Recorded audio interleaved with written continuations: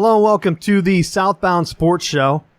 I'm here with my co-hosts, Rick David, and new to the show, 33-year-old Mike Bilchek.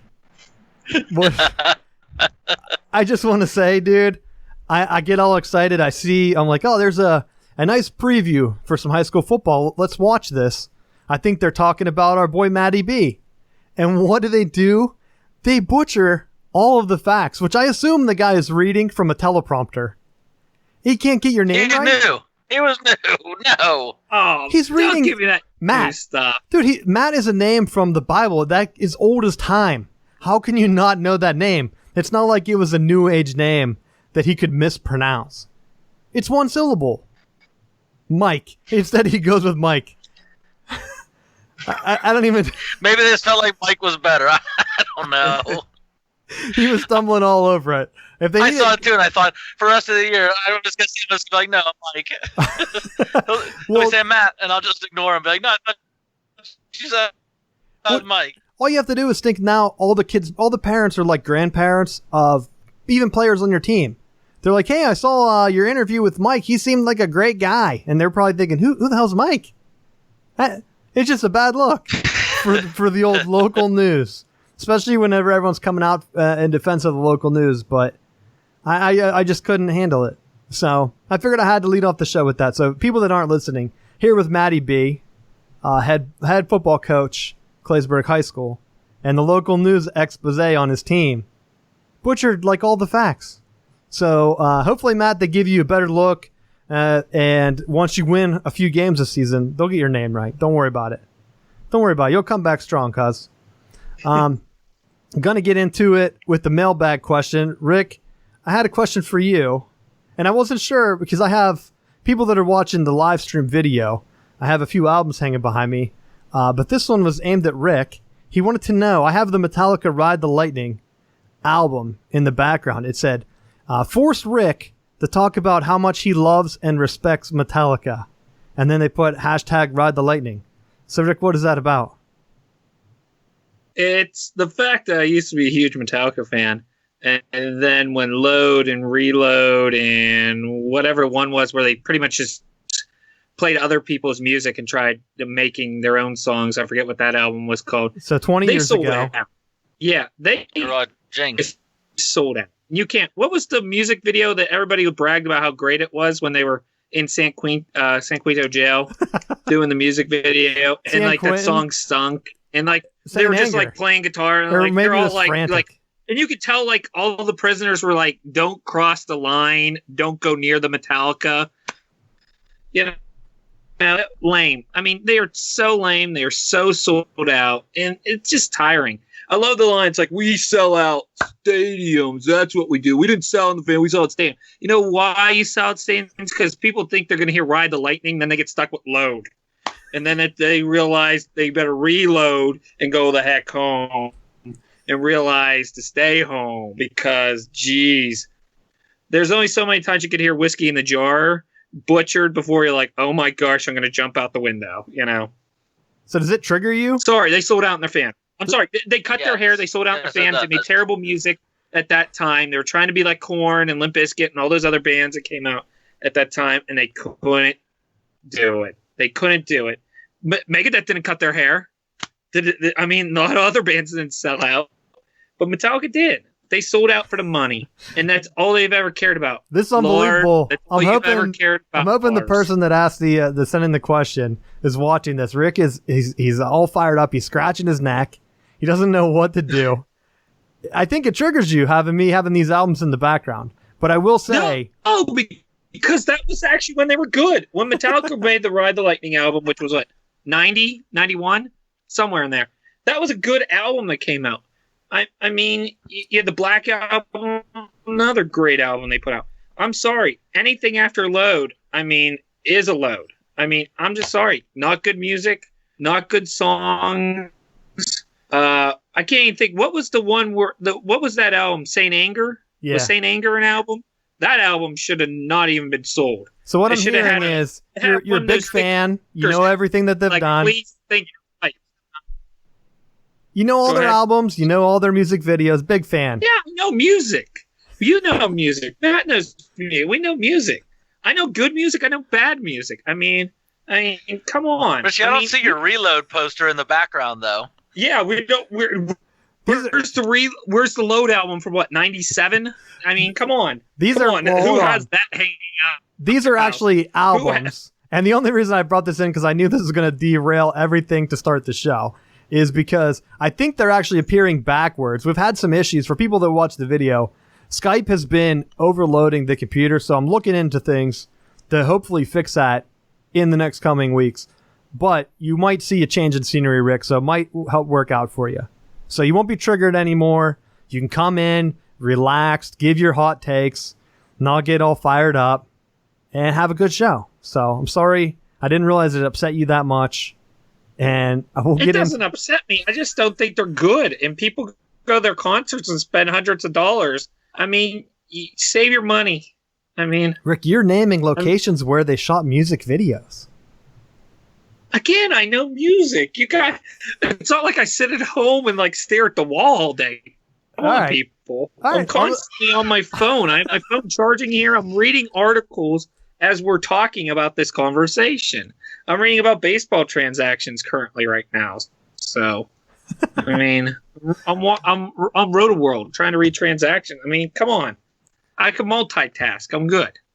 All right, we'll get to that in a second. I did have one other question. So people were coming at me wondering if something was wrong with the feed. I guess some people that were on, I don't know if it was iTunes only or some other clients, but I had all of our stuff set up with like the secure certificate, like the HTTPS if you're a web guy. And iTunes, for some reason, wasn't letting people download MP3s that were using secure transmission. So I had to set up some exceptions, but that download should be working again. So if you're still experiencing issues, let me know. For some reason, I guess because podcasting's been around for like 12 years or so, they don't really support that. I thought it was definitely working before. So I don't know if they made a switch or something, but if you notice anything like that, definitely shoot us an email, contact at Southbound Sports if you have another question. Our real mailbag question came in. Do you think James Franklin is overrated as a college football head coach, being basically a Pittsburgh-based show? The reason this was sent in is because of CBS Sports. I think I tweeted it out. I actually just gave a bit of my thoughts in the tweet. Definitely, he's not overrated. I have the poll results here. So there were 5. He was tied first as overrated with Willie Taggart from Florida State, 20% of the vote. James Franklin and Willie Taggart both. Third came Kirk Ferentz at 13%, which just blows my mind. And then Lane Kiffin, 13%. Those were the top 4. And then there's 5 other ones at the next level. So right off the bat, James Franklin has won a Big Ten championship. How many other coaches are held up in high regard that haven't won a championship? So you take him off the list. He's won at Vanderbilt. And I understand we gave him shit when he came into Penn State. Is he going to win the big one? We don't know. But you can't knock the job he's done. We've talked about it. Penn State recruiting is back. It's not as high as what it was under Jopa, but it's trending that way. Top, 7 class last year. The next class is going to be small. So don't expect and see, they dropped. We already talked about how there's not a lot of top-end recruits in Pennsylvania this year. I think I've saw anywhere from 19 to 20 recruits are going to sign, which is well under the 25 limit. They've been doing some scholarships, putting people on medical retirement and stuff to make room. I don't know how that's going to affect their scholarship numbers. But right now, you can't knock them. Well, what do you expect? Do you expect him to win a national championship after Penn State has come off sanctions within the past decade? No. So you can't call him overrated. I'd like to hear your guys' thoughts. We'll start with you, Matt, since Taggart's also on this list. That was just such a bizarre ranking list. Like, I can see where people are going to knock Taggart, because when you look at the record and you really just look at it on the surface, I can see why they would say that. But I think you have to look at the full body of work. To me, with saying about Franklin, he's had more head leave. He's had a lot of coordinators that go to different spots. So I kind of want to see, what what is it that he brings to the table? What is the team going to look now that he's lost more coordinators and different things? What do those other pieces look like? And I think that'll kind of give more of a long-term thing as to where he stands with stuff. Yeah, I looked at the list. I understand with Taggart being at the top because he hasn't won. We've joked about it on the show. He was only at Oregon for 1 year. You could say they were a perennial winner, but they had some issues with the Chip Kelly paying recruits, and whenever you have a couple down cycles, it's tough to get back. So we'll see what he does in his first couple years at Florida State. They've been recruiting at a high level.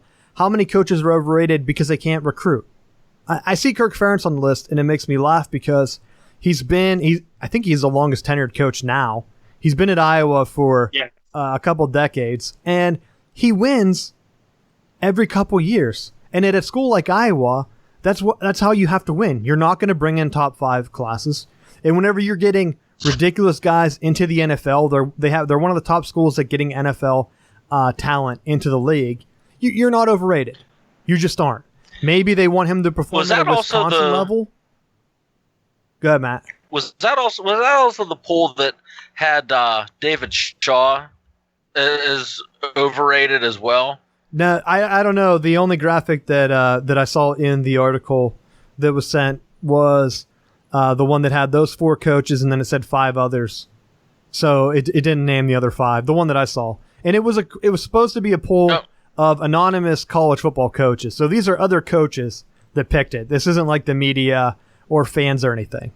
So who knows what their poll was, whatever the CBS one is. I would assume SEC coaches, but who knows? Because that's the network that covers them. Rick, what do you think?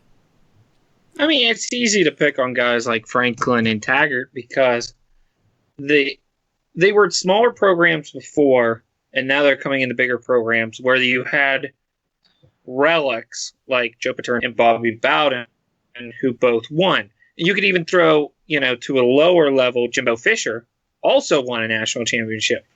So, I mean, you're picking on guys that are at programs where they won national championships in the past and had coaches there for decades upon decades upon decades. And I think that's really what it was. It was like we're picking on guys that inherited, these, former national champion programs, or we're going to pick on Kirk Ferentz because he's been there 100 years and he hasn't won a national championship. So that's where I just thought it was. And I kept thinking like there was Big Ten bias in a way because whatever coaches they were picking, 2 out of your top 3 were Big Ten guys. So I just thought it was kind of like envious a little bit. Like, hey, we're going to pick these guys because we don't face them and we're tired of hearing about their programs and they don't win the national championships. That's great. Win the Pinstripe Bowl and the Sun Bowl and the Motor City Bowls and things like that, but you're not winning the national championship. So that's where I thought it was. There was a little bit of bias and everything in that side and everything. And I just thought it was kind of unfair because I think both Taggart and Franklin both have a chance at probably winning a national championship in the next 5 years. Now, again, I say chance. I know some of you are out there going to be like, oh, you're a Penn State homer, you're going to think they're going to win. No, but they got a good chance. I mean, and especially this could be a good chance here, especially for Penn State, because we don't know what's happening at Ohio State. And if you could beat Michigan in Michigan, which doesn't seem to ever happen, that's your shot. I mean, I think Michigan has a good chance now because of Ohio State questions. I mean, so even Iowa's probably got a good shot at doing some damage in there, the run through it. So, I mean, there's a lot, I mean, I'll let Matt talk more about Florida State than I will because he probably knows the schedule better than I do. But I mean, for the Big Ten side, you can't disqualify Penn State right now, and you can't disqualify Iowa right now. Iowa's always run a clean program. If anything, I think it's envy towards Ferentz because you would never hear about problems in Iowa. I never heard about one. Rick, we talked about it the other day. His workout issues with the ribdo, like 10 years ago, where all those players got sick because he had them doing like all-day squats or something. Oh, I forgot about that. Yeah. Yeah, so he's had issues. I mean... I mean more of like violations like NCAA violations and things like that, where coaching problems or recruiting problems. He's a things clean like cut that. guy. Whereas school, I'm a big fan of Kirk Ferentz, so there's no way. I don't think that he should be under fire here. Lane Kiffin, I get. You were at Tennessee. You left. So if it was other SEC coaches, they could see that as a slap in the face. Then he goes to USC, doesn't win there. How do you not win there? And then it's just a mess for him. So that one makes sense. The other one's unproven, Willie Taggart. But definitely James Franklin and Kirk Ferentz definitely don't believe it. But it looks like we lost Matt for a sec. I think he might be And you back. also look at Lane Kiffin, too. Look who was there before him who had great success was Pete Carroll. So, and he won a national championship. So I think you were just picking I'm back. coaches that were previous, their coaches previous to them were relics and were winners, Well, Pete Carroll was like one of their greatest coaches, if not the greatest coach in USC history. A lot of people don't realize that. USC was down before he got there. Did he have 2 or 3? Well, 2. I know he at least had 2, but I don't know if that one was an AP versus BCS type deal, where AP named a different champion that one year. But did they take it away from him? Oh my gosh! You're going to bring up Heisman issues? Violation. I think that's the one that shot him to the NFL to Seattle. I don't know. Let's go to high tempo. We've been a long time on the mailbag. I'll stick with college football for mine. Minnesota announced that what's the kid's name? Zach Annexstad is a starting quarterback this year. He is a true freshman walk-on from IMG Academy. First comment on the Minnesota Twitter when they announced it was, "Is this a joke?" But the kid highly touted. I think he was a 4-star recruit. Important that I brought up on the high tempo because Pitt had offered him a scholarship, and he decided to walk on to Minnesota. I think his brother plays on the team. So he's not a slouch by any means. He's a true freshman walk-on, but is he really a walk-on if he's a preferred scholarship or preferred walk-on type deal? Make your pick. But he's the first one since there was only 2. It was Baker Mayfield at Texas Tech. And he ended up, was he overall number 1 this year? I think he was. Yes. Wasn't he? Number 1 overall NFL draft pick. And he won the Heisman? Yeah. So, falling in good company. Yep. So let's go, Rick. What do you got for high tempo this week? Mine is kind of more things that have happened in the past 24 hours. It looks like the Washington Nationals have given up. Matt Adams is no longer on the roster. He's back with St. Louis. Daniel Murphy's off the roster, too. So the thing that makes me think about is I know ESPN's already blown it out of proportion already is the future of Bryce Harper. Where is he at? Where is he going? Now, I did read one source saying that he was placed on waivers, and the team that may have claimed him was the Dodgers, but they're not going to trade for him because they don't want to give up the price tag to get him because we can get him in the offseason instead. So, it's crazy. Daniel Murphy goes to the Cubs now. You got to be thinking the Cubs are your number 1 team out of the National League. Now they got a good left-handed bat in the lineup. Needed another left-handed bat, and I think this really was their missing piece. You're was breaking really up a another bit. good hitter. And sorry. But no, you're good. The Cubs definitely are the number 1 team. They have the best record right now. So just from that perspective, just adding more pieces is something that's only going to distance them further. And they were in a good spot whenever they brought on, who's that guy? Theo Epstein, is that who they have? Yeah. So, not to cut you off, you're just breaking up, so I wanted to fill in that you're talking about some of the moves the Cubs made. They added left-handed bat or pitcher? They added Daniel Murphy, the Cubs, and then off of Nationals, now they traded Matt Adams to St. Louis. St. Louis needing another bat. So smart. And to get Dexter, Dexter Fowler's now done now, but he was worthless for them this year. So they're getting another bat out there to help them in the outfield. So you've got a right fielder now that can help you out. So you got another big bat. So it's something they desperately needed there. And Rick, for people that don't follow baseball, how are they able to pull these late moves like this? Trade deadline ended at the end of July. So you can place a guy on waivers, so irrevocable waivers, so you can see what's out there. So really, it starts from your worst teams and it works its way down the ladder.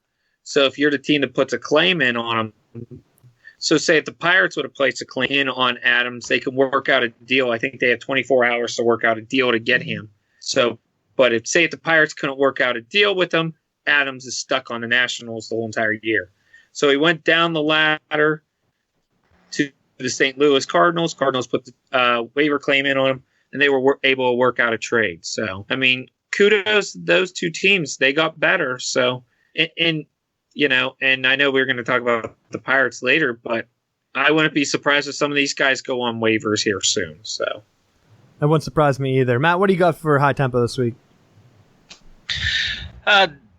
Just pretty much the same as it usually is me this time of year. We had our first scrimmage on Saturday, and it was a torrential downpour, but we survived with no injuries, and our Bulldogs are looking good heading into week 1. Nice. Very good news to hear.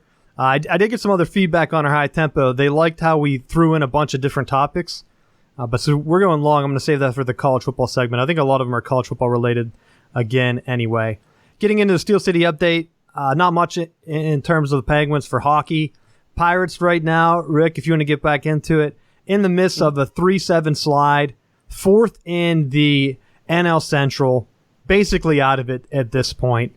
It was looking good going into the trade deadline. They made the move that I said at the time is going to give them an out because it wasn't enough to push them over the top. And right now the bats are letting them down anyway. It's not really the pitching. Not getting runs, and they're losing what? I think actually I did see a stat where they lost so many one-run games. It was like the first time since the 1800s or something. So I'll let you give your thoughts on them, and I'll bring that stat up. So go ahead, Rick.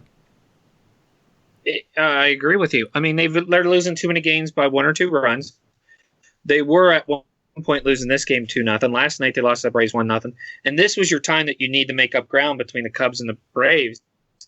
And right now, when the Cubs series, you split it 2-2. You needed to win 3-1 or 4-0 and sweep it. And that's the problem. And, you're not going to beat the Braves. So, I mean, the bats are letting them down. The one game against the Cubs, which I believe was the Friday game or Saturday game, the Cubs set a major league record. They tied a major league record with 7 double plays in a game. I mean, you got to have timely hitting, and that's the problem. They don't have the timely hitting. Now, I will say this: the trades in the pitching side did work out. Hechavarria, okay, glove. The bat working out him, obviously. Bat wasn't working out for Mercer most. The thing is now you got to be thinking about the next year and what do you got to do. And I think if you're the Pirates, you're going to have Mercer come back here maybe in a week or maybe by end of this weekend and next week sometime soon. Do you put him on waivers, see what you can get for him? Do you put Echeverria on the waivers, see what you can get for him? I mean, Echeverria could be a 24th, 23rd guy on the team. Because of defensive purposes, he would be a great defensive middle infield. Could Mercer be used by somebody? Probably. There may be a team that's desperate out there who needs a shortstop who's short-handed, maybe a defensive replacement. So, but I mean, the thing is that made me upset with the Pirates is we bring up Jordan and Lou pretty much at the bench, so that's when you better outfield bats that's left in your minor leagues. We bring up Kevin Newman on Thursday. And he was a pinch runner, utility infielder, a pinch runner. We did give him a start. And I'm tired of the Clint Hurdle, I got to play old guys that are worthless and not winning games for me now. I mean, let's lose with the young guys. Let's give it a shot. Because let's be honest, you're not catching the Cubs and you're not catching the Cardinals. They're making moves. We're not. And if you're trying for this this television contract, nobody's tuning in right now because you're not winning. You got to win.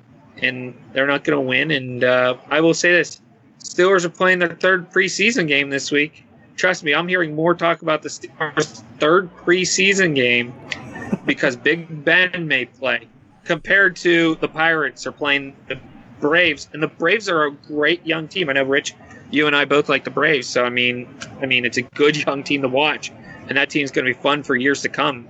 The Braves did it smart too. They sold out their old guys like Eric Hinsky, Matt Diaz, Chipper retired. I mean, those old guys, they tried that last run in Chipper's last year, and they pretty much sold the team right out under that. They pretty much got rid of it. It was right around Bobby Cox's last year. Me and Matt went to that series and got posters of them, which I lost my poster in the move. I was trying to find it to hang it up, but I don't know if I have it anymore. So quite a loss there. Very disappointed in myself for that. Bobby Cox's last series. But yeah, definitely. Braves were like a minor league team for the Pirates, or Pirates were like a minor league team for the Braves, I should say, for a while there. Seemed like they were always getting their castaways. Adam LaRoche, you have issues? Come down to Pittsburgh. Braves will do a deal with you. Anything you want, they'll help you out. I remember that. Such a frustrating experience. But I do have the stat here. Pirates have held their opponents to 1 run in 5 straight games, but they lost 3 of them. It's the first time where they've lost 3 despite holding the other team to 5 or fewer runs since 1888.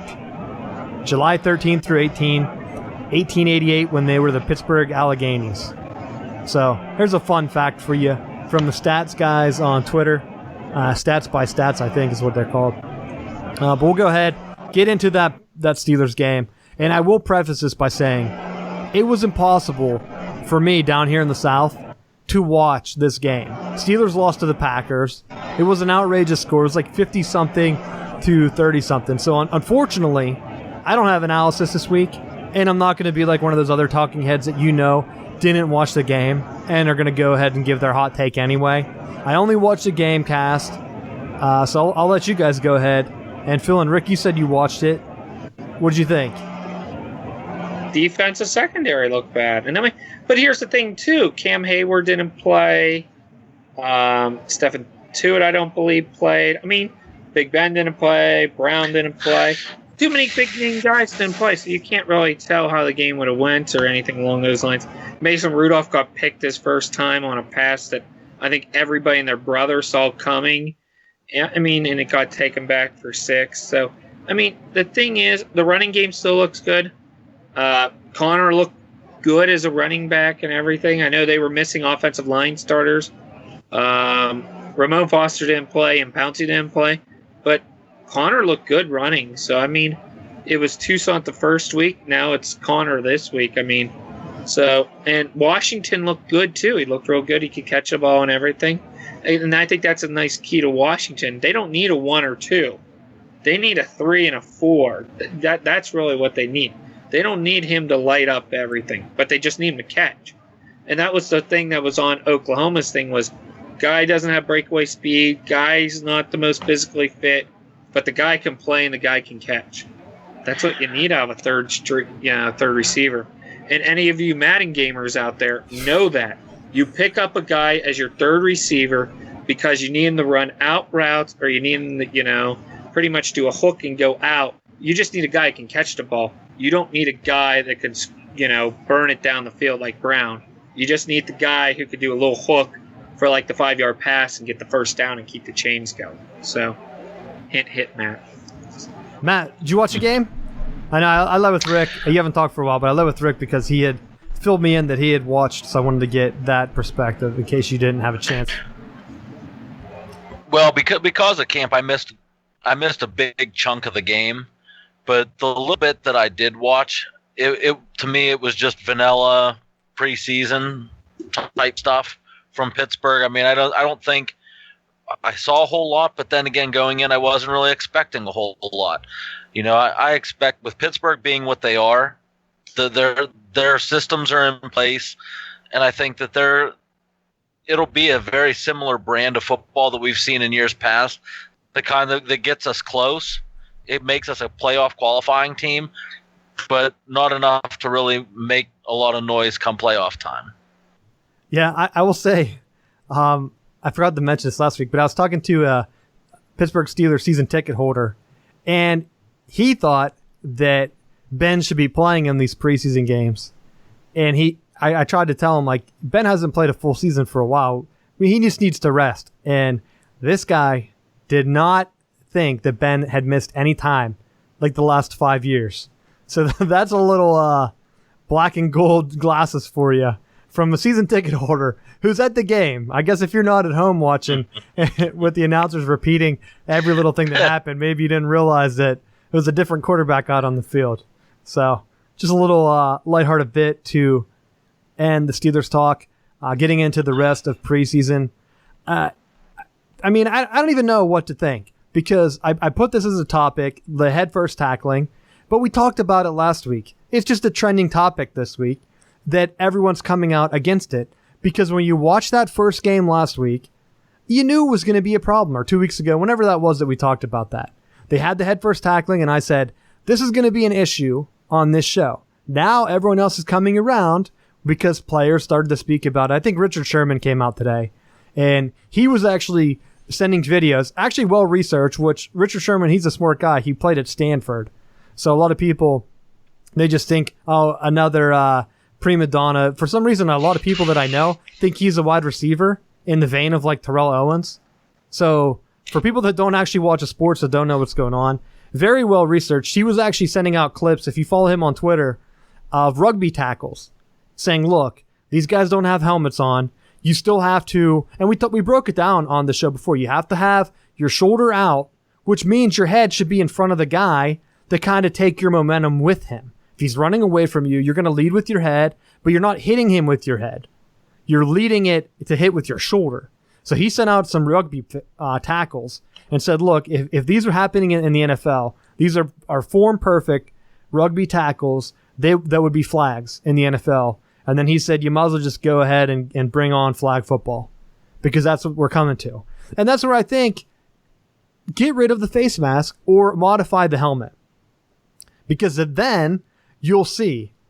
I mean, I don't know if there's a good way for them to do it, but you have to lead with your shoulder. Some of them are going to be questionable. And I just think the NFL, they're definitely shooting themselves in the foot with this. People can go ahead and bitch about all the other things that they're going through. Showing the national anthem, for some reason, ESPN keeps talking about that. If will they, won't they? Who gives a shit? People are watching the games. They're not watching all that other stuff. And the tackling is really gonna dig them a grave. Because if you don't know what's a penalty and what's not a penalty, as a fan, especially with all this gambling stuff that's becoming legal, if I'm watching a game and I have money on the game and a penalty swings the game, that's going to make me think that the fix is in and nothing gets changed quicker than a bunch of gamblers done wrong. So I'd like to get your thoughts on that, Matt, as a coach. What do you think? It's going to be frustrating as a fan. Well, this is, and I had this conversation with a couple different people recently. Going down to the lower levels, you're either a hitter or you're not. To me, they're trying to make the game safer, and I applaud them for trying. But at the end of the day, it boils down to you're either embracing that hitting or you're not. And when you're getting to that level in the NFL, you're talking about the top 1% of the 1%. That when you're playing that fast, there's not enough time to get your head out. A lot of it is so instinctual, which is what makes those guys great to begin with, that I think it's super tough that you're going to see more injuries this year because of this rule and people trying to protect themselves and keep themselves safe. And I think that they're thinking, well, I don't want to be fined. I don't want to be ejected, so I can't hit this player here. And what you're going to see is you're going to see a lot of knee injuries. You're going to see a lot of ankle injuries. You're going to see a lot of, random injuries to the better players of the league because they're trying to make it safer. And the only thing that's going to result of that is going to be more regulation instead of just allowing the players to play the game the way it should be. Yeah, we talked to off camera, or I guess off the show, about like just different tackling drills and the way they've evolved. Like one of the things I see a lot of teams rolling out now are the big tackling donuts, where they have a coach run with the donut and linebackers flying at them to try to hit with like that perfect form of a moving target, because you're not hitting people at practice anymore. That's a big no-no. Even like, you just don't want to risk the injuries, whether it's in the college, high school, or the NFL level. I mean, if you're a high school that only has 20, 30 people come out for a team, you can't have your team beating each other up at practice. It's not the 1970s anymore. So exactly. It's very tough to even teach them. So it's not like coaches aren't trying to teach it correctly. Like Matt said, it happens way too fast, especially at this level. And yeah, we have the benefit of watching it on replay, but the refs should not be thinking of it that way. They should not think, and I think that's what they're doing. They're thinking, ooh, I bet if we watch that slow-mo, that's going to look bad. I better throw the flag. That's how it feels to me watching it. And you're because in real time, some of them you're like, well, that's a great tackle. And then they throw the flag because he might have hit his head. Let's go to the review to check it. And to me, that's the wrong way of thinking. Don't throw a flag or whatever because you think you can prove it by video. Because anything you're looking for is going to be there in a video. If you're looking for it, you're going to find it. So, but I think a lot of those officials are also saying, I'm going to throw it just to err on the side of caution, because if they go back and they see, oh, well, that actually was a really bad hit, then it's gonna hurt their performance review. I think what they're being told, and I don't have any things to prove this correctly, but I think what they're being told is over penalize it, call it quick, and then if it's wrong, we'll adjust it in the replay booth. Is the way that's being. You're 100% correct, because I know that. Watch any NBA game, you know that's 100% what they're taught. Player flops, call it. Then we'll look at it, and it will tell you if he's flopping. And then if it's a known flopper, don't blow the whistle so much. It's directly handed down, and then you can get away with it by being good. I mean, look, you get hit in the face. You see guys falling on the court. A 7-foot, 300-pound man is not going to get fall down when a 6-footer reaches for a basketball, and that's what you're going to see here in the NFL. The next step in this, let's throw the flag just in case, is going to be flopping. We saw it in soccer for the World Cup. It's not everyone's number one complaint, but there's no way to really stop it. And I honestly think you're going to start to see it in football, because what's the downside? If they're going to throw the flag and your team's driving late in the game and it's a 3rd and long, and you know hey, I know I'm running a post here and I'm definitely going to get hit. What's to say I just don't snap my head back when I make this catch? Get the flag thrown, whatever. That's my negative side coming out, and I think that's what's going to happen. But I'd like to hear your thoughts, Rick. I agree with you. I think that this is the bad part. The referees are just going to throw flags. You guys both agree to, and I agree to it too. That they're just going to throw flags just because they're going to err on the side of caution, because they don't want to hear the teams complain and all that his left index finger caught the face mask, so they don't want to hear that anymore. And the thing is, now with all these cameras and everything, in the 80s you could have got away with a lot more because there weren't as many cameras and you couldn't do as much slow-mo and breakdown and everything. And the thing is, that's what they're going to do. And everybody knows these referees' names and everything. There are so many bad ones out there. It's unbelievable. But that's also, we talked about you got to go with full-time referees. You got to somehow figure out the penalties and make them better. And I agree with you, Rich. And I was thinking about this. This is a thought. You mentioned it about the equipment. And I actually thought about, remember Steve Tasker used to have the double helmet? Like, I understand why that was never explored because it weighed so much down. You guys don't remember that. Rick, Steve Tasker. What year is this? We're going like 91. Rick, I was like 4 years old. Oh my gosh, you guys are so young. So young. But also, the other thing was, I can remember them saying that one of the quarterbacks during, the Super Bowl years had a special made helmet, which actually had more padding and everything, but the NFL didn't. The NFL didn't recognize that as a helmet or something along those lines, and tried to tell the player not to use it. And it was Brett Favre. It ended up being that he actually had more padding in his helmet, and the NFL didn't like it. So I was like, why wouldn't they like protection and everything? And I'm just thinking, you got to somehow change the equipment to make it better. I agree. You don't hear about lots, the injuries in rugby compared to football. It's a drastic drop off in rugby, compared to football, and the amount of injuries, the amount of players when you do the percentages and everything. So that's why I'm thinking, even I had this weird thought of, comparing a motorcycle helmet to a NFL helmet. The motorcycle helmets actually have more padding, a lot of them that I've seen and everything. So maybe make more padding or something along those lines, or have padding in different areas. I never played football. I'm just speaking as more of a person who can compare and contrast two things. So I can never say I was the kicker or the middle linebacker, even on a peewee team. But you're going to have constantly players get injured because you're not changing the equipment. People aren't using the equipment properly, or so in a way, the players are shooting themselves in the foot. The equipment staff is shooting themselves in the foot. The NFL is shooting themselves in the foot.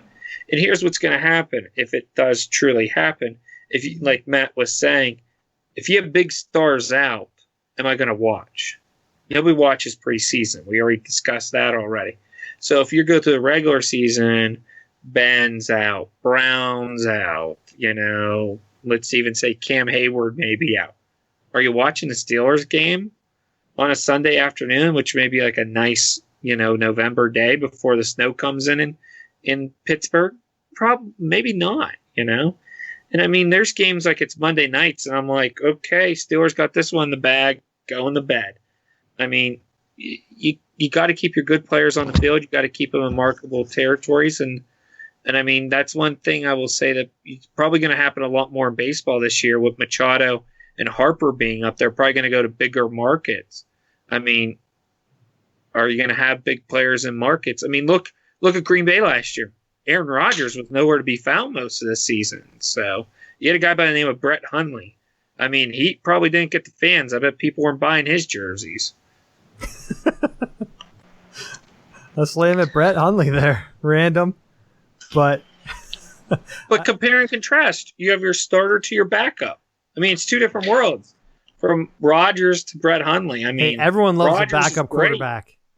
Yeah. But hey, you look, Landry Jones saw time, Hundley saw time, Garoppolo got traded to the Niners and saw time. You go down through the list of people of NFL teams that played multiple quarterbacks through the course of the year. Texans had to replace Deshaun Watson. The majority of the NFL teams this past season had multiple players, injured at different points of the year, and that's just starting quarterbacks. When you go down through the running backs who've been injured, I mean, Washington goes through at least 2 or 3 running backs a year. I would be surprised if they said it was something other than the NFL trying to change their tackling rules. Yeah, I don't even know what they can do. I like to have less rules because then it's easier to follow. You don't have all these ticky-tack penalties. Just let the guys play. I mean, that's what everyone's grown up on, playing in the backyard. They're not playing up on, did you do this little thing with your helmet before you hit the guy? And just go back to a single bar. Go back to a single bar face mask. How many guys are going to lead with their face whenever that could be a broken nose when a guy stiff arms you in the face? Go to single bar face mask. I mean, you're still going to get the protection. Motorcycles helmets, like Rick was saying, they don't have, if they have the padding, a lot of them, they don't have in the front because they have to be able to see what you're doing. And I think this should be another one of your stunts, Rick, on Twitter. You should put a football helmet on, hit your head off a wall, and then put a motorcycle helmet on and give us feedback on what you think. The padding I'll just go ask Gus Farrat. Didn't he do that concussion when he slammed his head in after? Yeah, he hurt his neck. But he was injured. He was out the rest of the year. Even with some of the new helmets, like the speed helmets, they are changing what the insides of the helmets are. So it's not just like the individual cushion packs like they have been. They're trying to go to some different designs to it, which they are making advances. You may not see it actually on the field, but the technology is getting better. It's improving over time. But I think the thing with it is you still have athletes who are getting faster. They're getting stronger. The equipment's getting lighter as far as the pads. So while like the helmets are getting better constructed, the players are still playing faster. So you're still going to have injuries due to concussion-related things. Yeah, and I will say, for those, like Matt's correct, a lot of the stuff you don't see, if you looked at the Big Ten Media Days, the University of Michigan had concussion monitors on the back of the helmets. They weren't the only school, but I think Shea Patterson had one, and running back, I think one of our running backs did. It's a little monitor that went in the back to do like hits and how much pressure and stuff, to just try to get readings that obviously in a game, you're really not going to see a bunch of people running around with those attached to your helmet. But they need to get some baseline, because a lot of the people that are having issues haven't played football in 30 years. So you're behind the times. You're not going to get an accurate reading on today's helmets. Even whenever I played, what was that now? 15 years ago or so? 13 years? I don't even know when I was in high school. Those helmets, we don't know what type of readings they had, because the effects don't hit you until later in life. So it's very tough to get ahead of it. And it's not just football. It's all sports. You don't know. Taking a header to the dome. I saw a video of someone at a soccer game took one in the stands. The lady wasn't paying attention, right in the face. She going to have issues because she took one soccer hit to the head at high speed? We don't know. There's not enough studies, and unfortunately, the studies don't come out until later in life. So by the time we find out if these helmets are working, players will be wearing something totally different. So just the nature of the beast. I did have two other NFL things. Down here in Charlotte, DJ Moore, rookie out of Maryland, was driving on the highway, which Highway 7, I think it was 77. Charlotte highways are the worst if you've ever been in the South.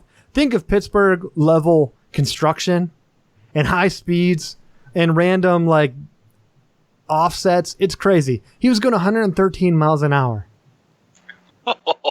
Ridiculous. And of course, whenever he got pulled over, he immediately went and told the team his mistake. You don't mistake going 113 miles an hour. Like, that's on purpose. You might mistake. I didn't realize my car could go that fast. Whenever you're flying by everyone, I think the cop, his actual statement was like, whoa, that car, I think there might have been some swear words in there, is moving. Or something was like on his recorded cam or whatever he had whenever he went to make the pullover. Of course he gets reckless driving. You don't know, like, even if you're going, let's say highways down here are 70. So he was going, 40 over? Always awful to do math in your head live on the show, but somewhere around there. Even if you're going 85 in a 70, you'll know that you're blowing by everybody. So going 113, I can only imagine. It would be like me driving my car while someone is on like a pedal bike down the highway and I have to hurry up and fly by them. That's what it must have felt like to be DJ Moore. So off to a good start down here. And my other one, we've been talking about the Browns. I had to bring it in. Vegas said that Browns keep getting bets and they don't know why. They had to drop the odds on the Browns winning the AFC North because they keep coming in. So don't be surprised if people have the Browns as the favorite. I don't know what the other odds were, but the Vegas guy basically came out with like a PSA like, hey guys, we don't know why you guys are betting on the Browns. So Vegas might be scared. Might be the Baker Mayfield effect, or the fact that they have he's not even going to be what they say, he's going to be the third string quarterback. Who's our coach? Is it Jackson? Hugh Jackson. Dude. It's like he just has a bunch of young dudes up there, and I think they'll win in spite of him. Who knows if he's a good coach or not? So, well, they have Jarvis Landry and Todd Haley just trying to fist fight everyone else. That they're going to drag them to a winning season, kicking and screaming. Hey, don't be surprised that, like we said, Ben already had a concussion scare in training camp. He can go down at any time, and then we're stuck with Landry Jones. And then what does that leave them up against? The Ravens? They can't count on that Bengals shit show. It might be the most entertaining race in all of the NFL, AFC North. So I'm not surprised people are putting money in it. They already have great odds on it. Vegas had to drop it like 4 times. So. But maybe people are seeing the light of day. The Bengals aren't the team anymore. They're falling apart. And, Ravens still have Joe Flacco, who I can't remember Jalen Ramsey's words. He's not an elite quarterback. Was that it? Jalen Ramsey? When he's looking at his cell phone because he can't remember quarterbacks' names. So. But I mean, maybe the Browns have a shot this year. I don't think they do. I think the Steelers are still going to win, but maybe they got a shot at second or third. Like I said, Vic, Ben Roethlisberger goes down, it could be a dogfight with like a 9-7 champ. Because right now it's Steelers and everybody else. What all the other preseason had Steelers like finishing second in the AFC behind the Patriots, which at this point it's a toss-up between the two almost every year now, it seems. So, I mean, they know who they're picking. So, that's it. Let's get into college football. I had a decent amount. Like I said, I was doing some rapid fire stuff last week. I threw some in there at the end of the NFL. Fans seem to like it, so we'll try to keep doing that more and more.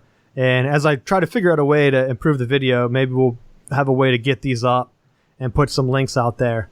I think for college football, just to start on the light side, there was a guy down here, and not in North Carolina, in South Carolina. He is an insurance agent. I saw it on Twitter today.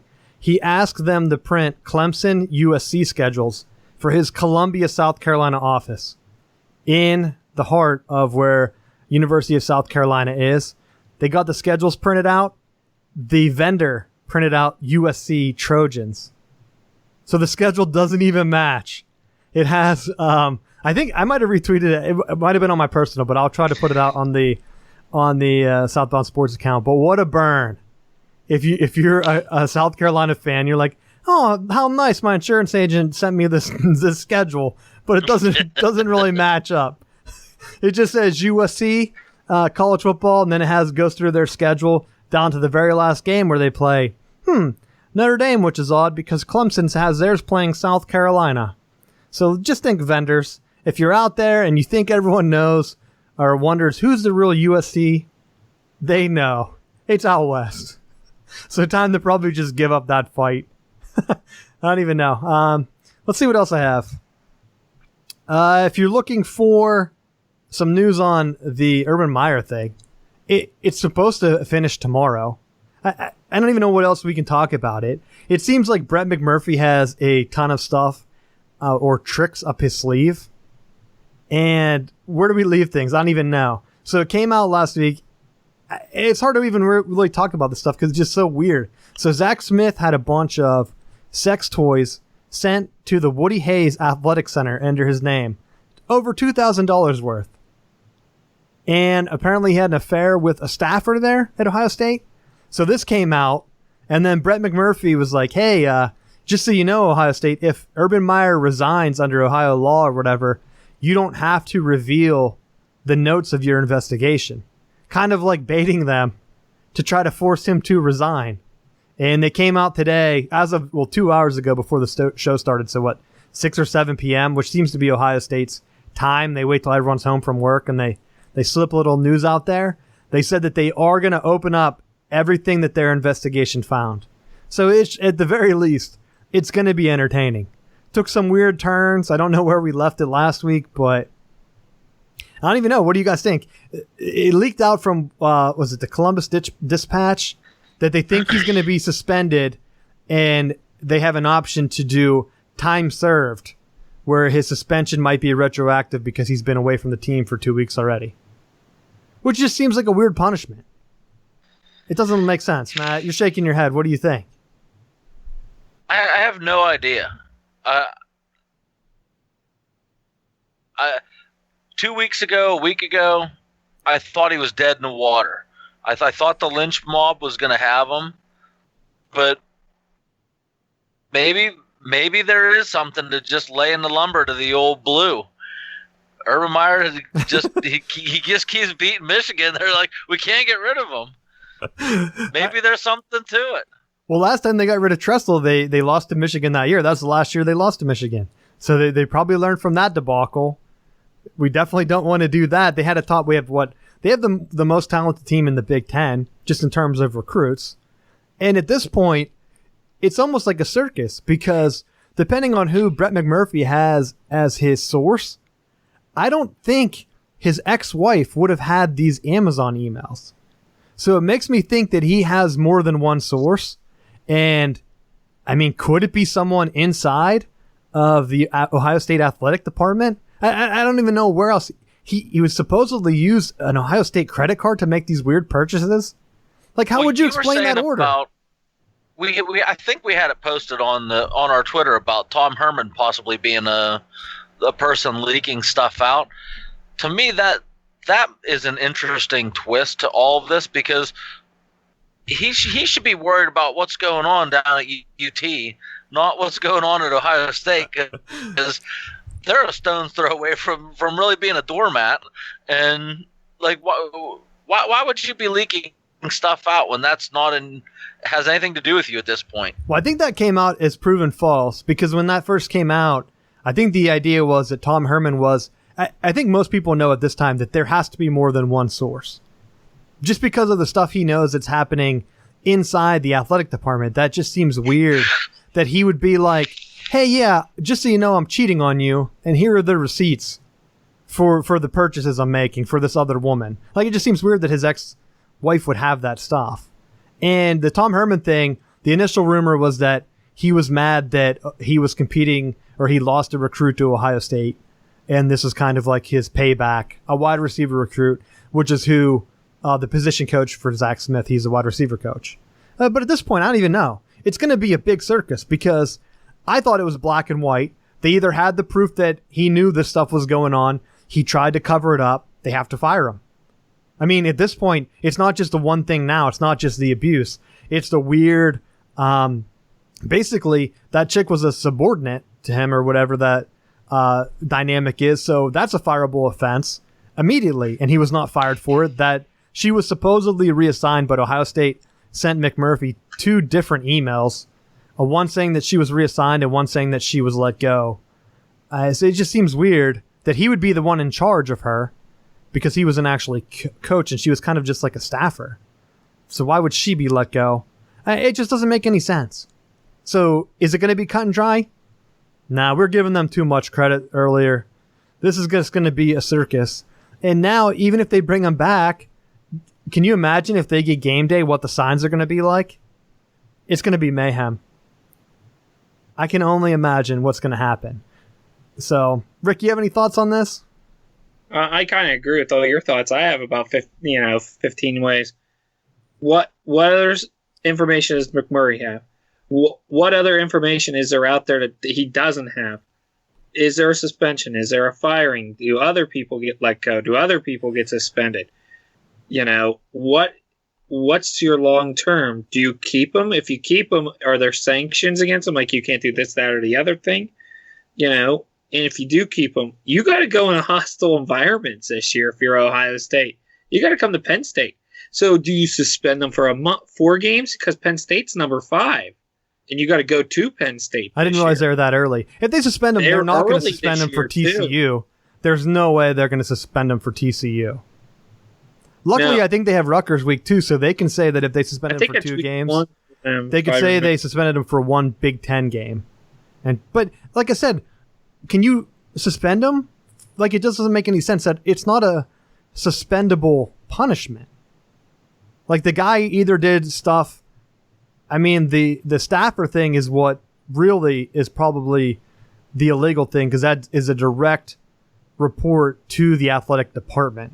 So that's what really ties it all together. The fact that McMurphy sat on this is crazy. I wonder if he would have brought this out first, if Urban Meyer would have been fired immediately, because I don't think they could have handled that tsunami wave of both things hitting at the same time.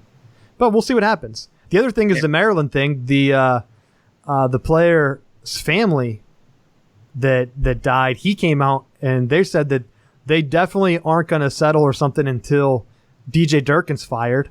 There were some leaks from a local Baltimore reporter saying that he's hearing that the Board of Trustees is recommending they fire the president, the AD, and Durkin. So another wild one. And Matt, did you see this one? I think it broke today. They are accusing Jimbo Fisher of paying recruits. I don't know if you had time to see this today, but apparently the backup quarterback, or maybe he was a starting quarterback, his dad said that when Fisher came, it was a change of culture where he was really trying to push that macho culture, saying that these players weren't ready, weren't prepared to play, and he was going to make them tough, make them run. And he said that he named the linebackers coach. Let me see if I have the report. I don't know if this will mess up the video, me switching to it. But he said that he was handed a couple $100 to entertain some of these recruits. And he didn't like it. He said it was weird. He said he was given hundreds of dollars in cash by linebackers coach Bradley Dale Pavito. And then he named some of the recruits: Zach Edwards, a 3-star linebacker from Mississippi, and a 4-star linebacker, Christian Harris, who is now an A&M verbal commit. And then the number 1 linebacker, Nakombe Dean from Mississippi. So he's coming out saying, hey, we wanted to transfer to Arizona to play with Sumlin again. And I guess Fisher was trying to block it. And just like Shea Patterson had to do for Michigan, he submitted his request of why he thought that he shouldn't have to sit out a year. And he in his request, he kind of just attacked Fisher and was like, look, they're doing shady stuff over here, and I don't want my son associated with that. So this is going to be an interesting turn in the thing. It seemed all Big Ten for a while, but you knew it had to come back around. This is more of a traditional NCAA scandal, but hopefully things don't open up at Florida State if this comes out. So any thoughts on this, Matt? I might be blindsiding you. No, you're not blindsiding me, but Jimbo Fisher wasn't even recruiting towards the tail end there, so I really don't think that there's anything that they have to hide. I mean, they were like in the 80s or 90s by the time he left to go to Texas A&M. So I would be very surprised to see that there was that going on. Well, and like we talked about on the show before, it is. I'm not going to say that no. There's definitely no way that that's happened, because I'm sure in one aspect or another, you could, if you really look hard enough at every program, there's some shady booster or someone who wants their school to be at that top tier that they're doing stuff. But I would like to think that wasn't going on at Florida State. That hopefully they have done a good job policing the ranks. Yeah, I mean, it could just be a thing of the SEC bagmen you hear about. Maybe it's a guy that's tied to the program and not so much the coach. So it was something that was happening before. And if that's the case, it could really come back to basically a he said, she said scenario where one distraught parent, it's only one guy, doesn't seem like he has proof other than him just naming names. They are allowed to take money. I think it's $40 per athlete that you take on. And you don't give that to the athlete. It's basically for like pizza or whatever. That is the NCAA rule. So whoever's hosting. So I think a lot of teams get around it. And I don't think it's I think it's per host. So like normally you have like a guy that gets $40, take him for lunch, $40 for dinner, something like that. And that's why they usually get a good feel, because you have a couple different people lined up. Not surprising that they found a parent, but just kind of odd that one parent comes out, and we're going to see if this blows up or not. It's kind of coming at a weird time. I know he's trying to get his son eligible to play at Arizona, but I don't know when the NCAA rules on that stuff. For the basketball ones, it seems like it was like the last minute. Go ahead, Matt. But the ironic thing with that is that he's trying to get out to go to Arizona, where Kevin Sumlin, former A&M coach, was there. Yeah, he's trying to get back to his old coach. He said that in the thing, that it was more of a better environment when he was there, which, if you remember the Fisher comments, kind of, it just doesn't make sense. Fisher came in and said it was like a nightclub there, and he's trying to like get them back to a working environment or whatever. And now this dad's saying it's more like a paid, shady feel other than the Sumlin thing. So those seem just at odds to me. I don't understand. I think this is going to end up being bigger, but unfortunately, it's definitely not going to top the death of a player or the Urban Meyer thing. It's just not. And of course, it's coming like a day before that happens. So I think that's it I had for the NCAA stuff. Oh no, I did have one more thing. So we talked about the top 10 talent roster. You have to have top 10 talent roster. Those aren't out yet to win a national championship. But CBS 24/7, they did another list this year where they said that they did it from the playoff era. So this has only been a couple years, but they said There are 14 teams that can win it, national championship this year. You have to have recruited at least one 5-star player on your team within the last 4 cycles. So you have to have a 5-star player, have to be from a Power 5, obviously, because in the playoffs, no team. UCF definitely should have made it last year. They didn't get a chance. And some other things, like you have to be in the top 20 in the preseason pool. And you can't play more than 5 top 25 teams on your schedule. So these are the 14 teams that have a chance, according to them, to win the national championship before, of course, the overall roster talent comes out, which will narrow this down a bit more. Florida State, Mississippi State, USC, which is the Southern Cal variation, Michigan, Stanford, Notre Dame, Auburn, Penn State, Miami, Oklahoma, Georgia, Ohio State, Clemson, and, of course, Alabama. So pretty close, I think, what a lot of people would expect. And I'll put this out on Twitter with a complete list. It'll be a little bit easier to read on there. But I just wanted to wrap up the show with that. Definitely, I would be surprised if all these teams had top 10 roster talent, which, of course, they're not. There's 14 teams. Only 10 spots for that. But some of the other ones, Oklahoma was very low last year, I believe, due to Bob Stoops kind of mailing it in. So I would assume they're out. Well, Georgia, we know, has the talent. Miami will be interesting to see if they have the talent. And then, of course, some of the other ones play each other.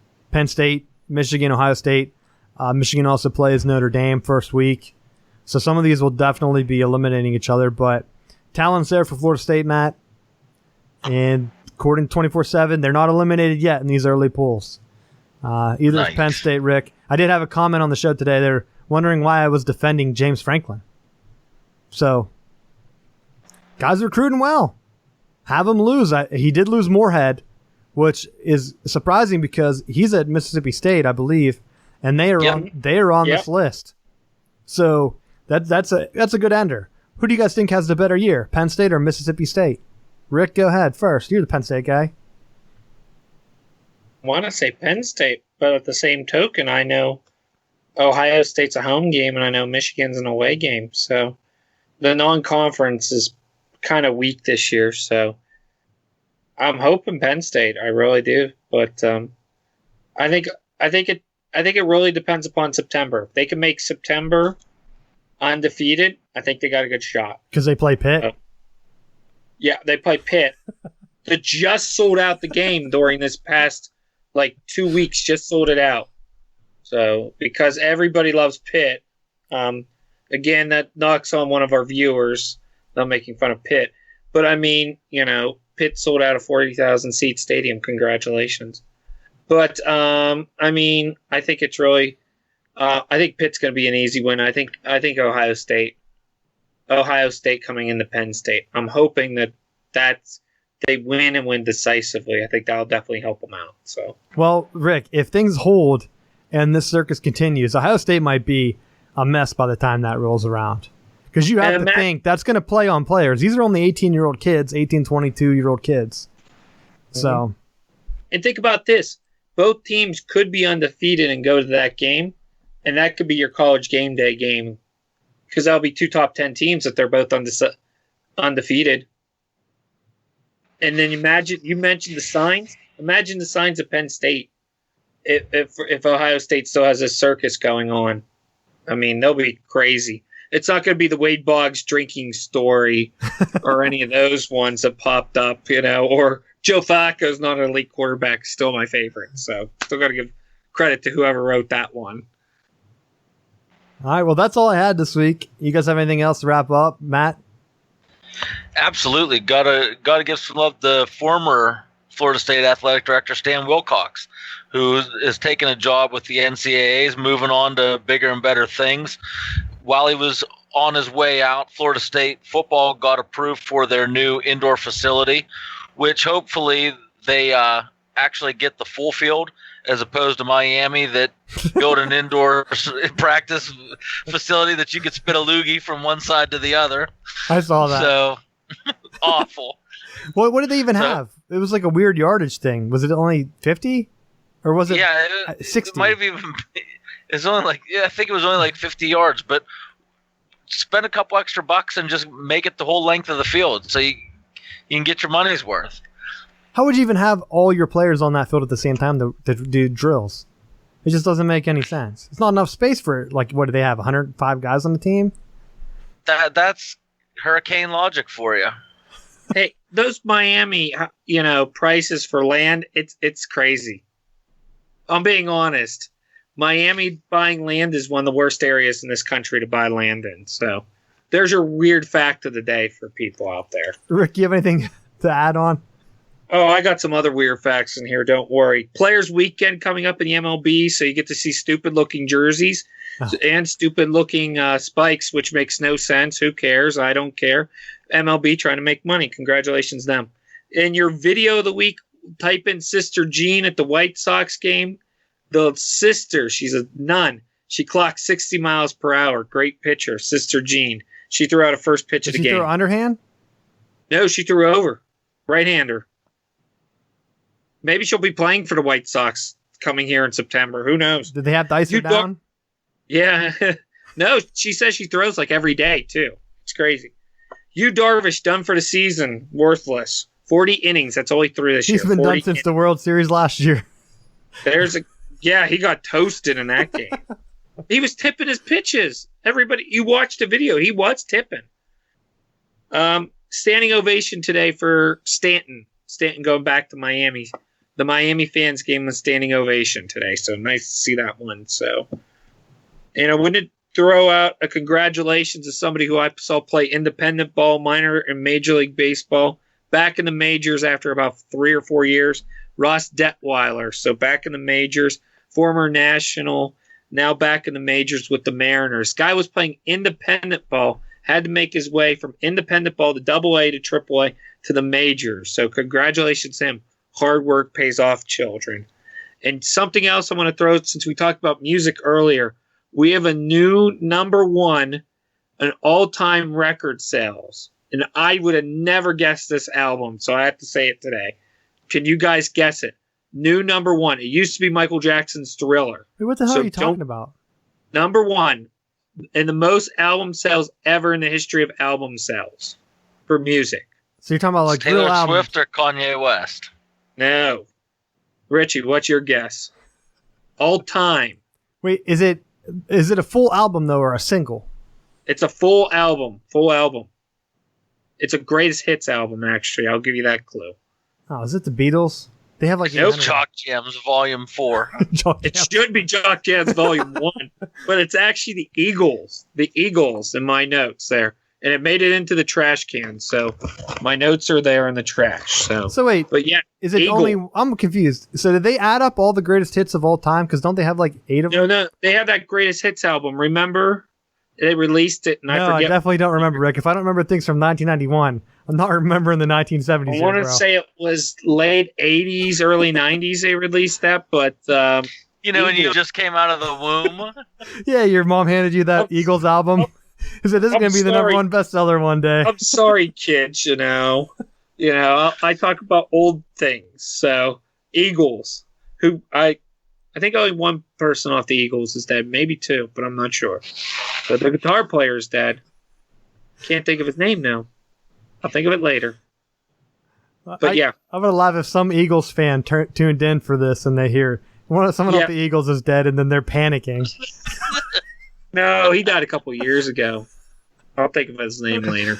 Oh, Rick, not even getting it over your head. All right, that's it for the show. We're going long.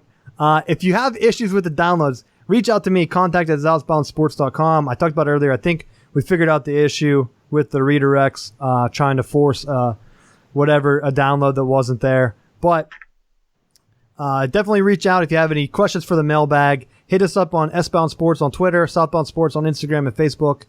And we will see you next week. Hopefully some of these sagas will be over, and we can wrap them up and get ready for some football, see some Ben Roethlisberger out on the field. Thanks again.